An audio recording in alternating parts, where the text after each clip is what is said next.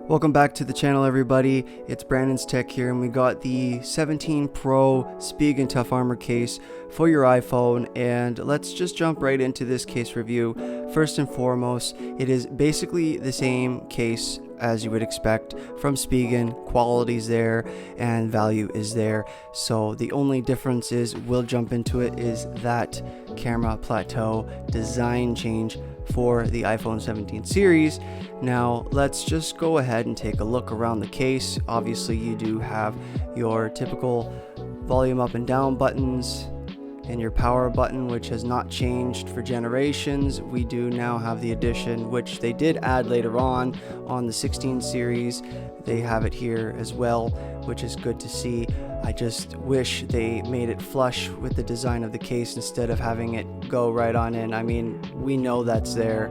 You don't really need to make it a groove, but I guess they're just trying to make it easier for you to use that camera control button, which I actually never use, and I know 90% of people actually never use that. So I think Apple will eventually get rid of that just because they haven't really talked about it. Just going off topic there, but we do have the same cutouts, and we do have those shock absorbing foam on the inside of the case all the way around, so you are protected in the event of a drop. It does disperse any of the shock that you would have if you were to drop your phone in this case. You have your MagSafe ring. It is a two-piece case, as you can see here, PC, TPU on the inside, and that kickstand right there, which we will touch base on that later on in this video. So let's take a look with the phone in the case and see how it snaps in. Now, the first thing I want to talk about is the comfortability of using this case in your hand. And if you have used a Spigen Tough Armor case in the past for any of your devices, everything is unchanged when it comes to the look and feel of the design. So if you already know what to expect, then you know that this case is grippy. It does get some type of oily imprints on it from just single hand use. It does happen. It can get scratches over time depending on how you handle your device, and you do have those grooves that are kind of protruding inwards for grip and also keeping it secure in your hand so it doesn't slip. But we know that with this type of design, it has been unchanged for years now. Looking at that camera plateau, you do have enough, just enough. It's actually covered, and I want to make note that I like the fact that they did cover the whole plateau and keep it very simple, because I get nervous with this new design being aluminum. You're gonna scratch up that frame very quickly. But they decided to thoroughly think it through, and they did cover that whole plateau, which is very nice to see. Now, one thing I don't like is how the rings kind of protrude outwards, whereas if you look at your flash and your LiDAR sensor, they are serrated inside, as opposed to the camera lenses being more protruding out, when they should have actually made those grooves a little more thicker and keeping that obvious lip there too. But I don't know, maybe that's just me being nitpicky, but to be honest, I think if you're gonna have protection in that area and you're gonna have it there, but you're not gonna have it there, it's kind of a trade-off. But anyways, that's just me being nitpicky. Again, that area here for your camera control should just be straight through, kind of like this. Keep it straight through, not grooved inwards. I hate that, but anyways, that's just me. And you do have that kickstand. Now let's talk about that kickstand. That kickstand, Spigen, what the heck?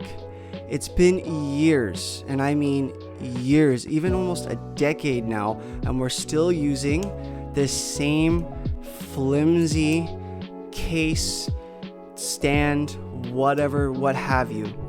Now you have the Ultra Hybrid, where it has that kickstand that is like an aluminum metal kickstand that flips open but also rotates, and we're still stuck on this design. I know if it ain't broke, don't fix it, but come on guys, like, this is one of your most popular series cases and we're still stuck to this. Like, it is just pathetic at this point. I mean, come on, it does do the job, but it is not like the greatest when it comes to it. If you put a little bit, it rocks. Come on, like, seriously, you can't even put it in portrait. Like, come on, this is so outdated. Great case, but outdated. This needs to change. It really does. It's just so old now. But nevertheless, you do have your speaker and your Type-C port there, so no problems whatsoever. There's no flap, unfortunately. Actually, that would be a nice change if they had a flap. And the lip protection, again, is always going to be the same. They've not changed the lip protection on the Tough Armor series in a very long time. Maybe it's always been the same, but to me, you do have enough lip. But to be honest, if you're gonna have a tempered glass screen protector, you'll still feel like that lip is just very basic and minimal, but without the screen protector, it'll feel a little more. But again, it is at your discretion how you handle your phone. But if you want a minimalistic, sort of bulky, not too rugged, but just an everyday use type of case for the price point of what you're gonna pay is probably like $30. I'm in Canada, so about $30. It is a good case, and it is not bad at all.